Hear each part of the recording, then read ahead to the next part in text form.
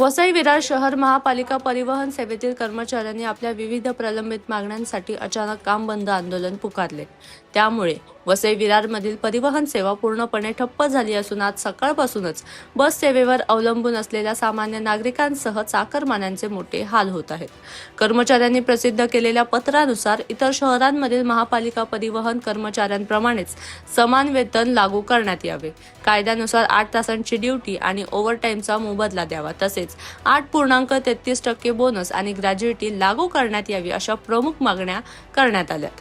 मागण्या मान्य होईपर्यंत आंदोलन सुरू ठेवण्याचा इशारा कर्मचाऱ्यांनी दिला असून अचानक बस सेवा बंद झाल्याने प्रवाशांना पर्यायी वाहतुकीचा आधार घ्यावा लागत आहे। प्रकाश निजाम इथे राहतो मी फुलपड्याला। आज बस सेवा बंद असल्याने अनेक प्रवाशांची धावपळ होते आणि या पावसातून रिक्षाचं भाडं देखील वाढलेलं आहे। हा नाहक त्रास या बस सेवा बंद असल्यामुळे होत आहे। तुम्हाला कुठे जायचं आहे आता? आम्हाला फुलपड्याला जायचं आहे। रोज बसने प्रवास करता? रोज बसने प्रवास करतो आम्ही। आता काय करणार? आता काय नाईलाज आहे शेवटी। रिक्षा का पायी जाऊ मी नेहमीप्रमाणे। पण यांनी सांगायला पाहिजे होतं का नाही बंद आहे, कल्पना द्यायला पाहिजे। डेपो जे काही कार्यवाही असतील व्यवस्थापक त्यांच्याकडे कधी अधिसूचना झालेली नाही किंवा त्यांनी आम्हाला कधी कळवलं देखील नाही किंवा खाली साधा बोर्ड देखील लावला नाही आहे। माझं नाव लक्ष्मी कांबळे। मी रोज बसने प्रवास करते।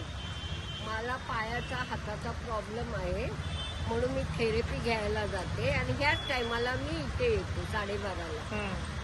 पण आज अचानक बस बंद झाली तर आमची हायगाय होणारच ना, कारण आम्ही काय करणार।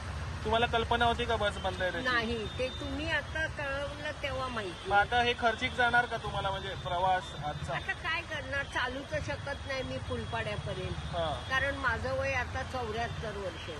बरं, तर मी काय इतक्या लांब चालत जाऊ शकत नाही, त्यात हा पाऊस पडतो। तरी मी विचार करते आज बस स्टॉपला कोण कसं नाही।